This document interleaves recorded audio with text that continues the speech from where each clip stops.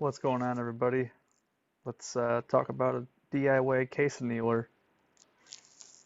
So I built this in about a day, and you can see here it's made out of plywood and a couple 3D printed parts. I got a torch here from Home Depot hooked up to a 5-foot hose going to a propane bottle. There's my 300 blackout brass. So we got an aluminum cake pan from Walmart, a U-bolt to stop the case for the case to rotate on. And the torch head's on a turnbuckle, so you can adjust it. The ramp I 3D printed so I can adjust it in or out, closer to the pan if I need to. Also, the faceplate for my speed controller and voltage readout is 3D printed. All this is run off of a 12-volt motor and a 12-volt power supply, which you can see here, courtesy of MIG, Measuring Grains. Thanks, buddy. Yeah. So let me get my camera set up here. You can see the voltage readout works. You can adjust it up or down. Right now we're at about 5.8 volts. So the whole point of that is when the opening hits the ramp, the brass drops down, lands on the bolt, and rotates there in the flame for a certain amount of time, and then it drops down into a pan I've got underneath the thing.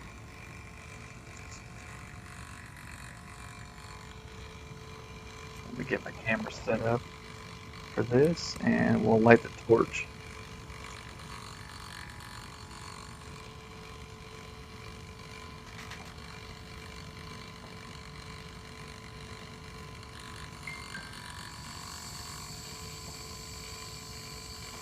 Now I ran into some issues right here. Well, coming up shortly, you can see the edge of the pan has some burrs on it. I thought I knocked them all off pretty good, but I didn't do a good enough job. And you'll see here shortly why that was an issue. Getting the flame dialed in real quick.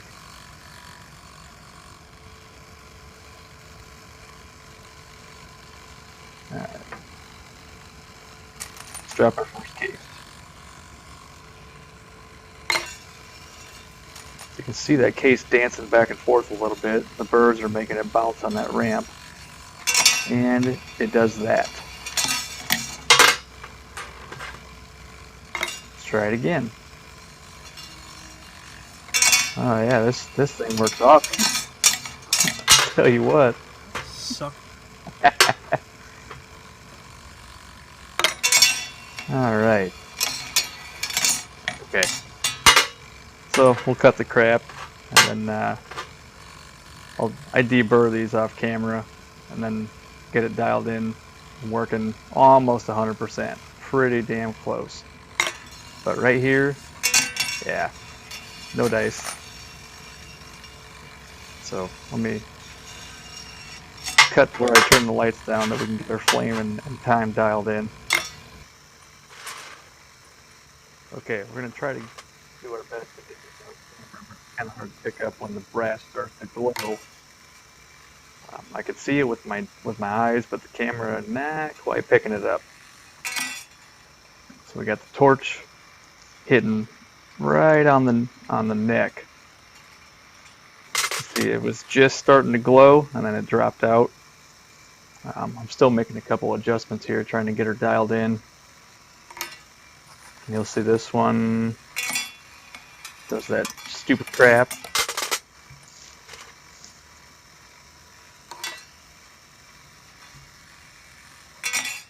That's what it's supposed to do.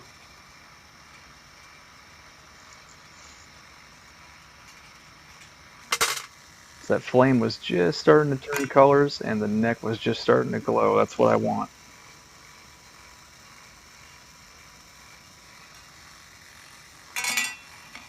That is not what I want.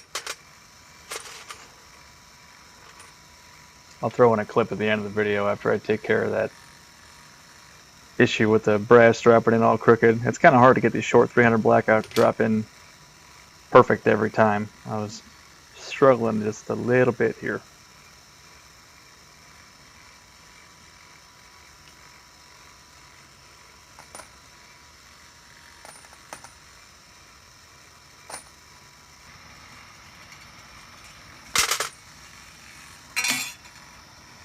Okay, this is how it's supposed to be going. They're dropping a lot better here. I'll move the camera in a little bit closer so you can see that case neck start to glow just a little bit. Right when it starts, it's when you want it to drop out of that flame. You don't want that to get too hot, you'll ruin your brass. My tripod wouldn't tilt down anymore. So sorry about the crappy angle, but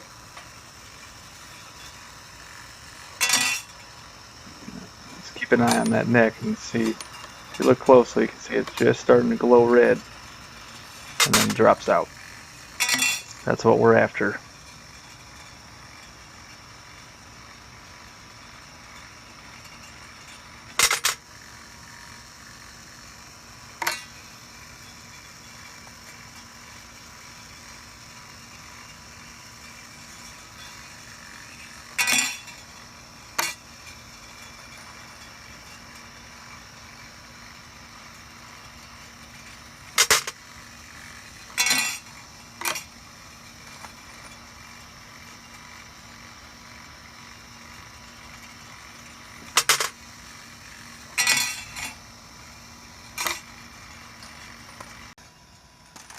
Okay, so here's where I got the lights back and I got this thing dialed in pretty good. Didn't really have any more issues dropping brass after I took care of that burr, and I think I adjusted the angle a little bit too, the angle of the annealers. But it does a pretty good job. I'm really happy with it. Like I said, I didn't want to spend this much time and effort making this annealer, but I wasn't happy with my first shot, so I did it right. Um, Compared to an annealese, I don't think. I mean, this does just as good of a job if you get it dialed in right. But you got to put some time and effort into it for sure. I think I've got like $50 wrapped up into this thing compared to 275 for the annealese. So that's about 80% savings right there. Um, yeah, I'm in the process of recording a 300 blackout video where I make my own brass and then load up a bunch of bullets that people have sent me for my 300 blackout pistol. But this was holding me up, getting this down and getting my brass annealed. Yep. Got one jacked up right there. I'm just gonna let it drop, pick it up out of the bin. I just want to thank James Pollard. This is James Pollard's design pretty much. I just did a couple tweaks to it. Thank you, Meg, for sending me the power supply, and thank you, Ozark Spirit, for kind of giving me some tips on annealing. What to look for and what you're doing. You guys are great. You guys are all awesome. I could sit here and watch this thing run all day. It's pretty neat.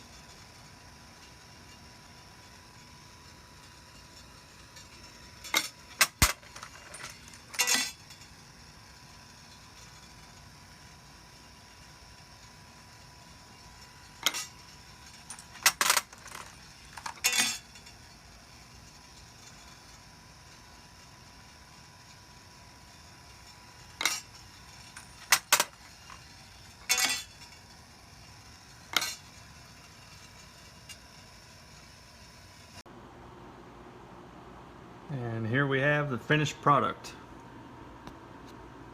I don't know how many are there, a couple hundred, 200-300, something like that. But these have all been annealed. Some of them don't look quite as good as other ones, but these are all different year head stamps and different makeups. But I mean, you can see the discoloration line if I can get it in focus. There we go.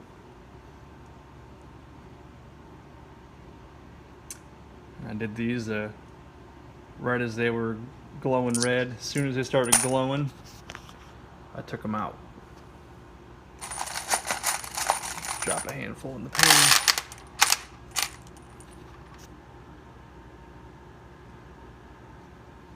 This one got a little bit too far down, but I'll still shoot it. I mean, you can tell they've all been annealed.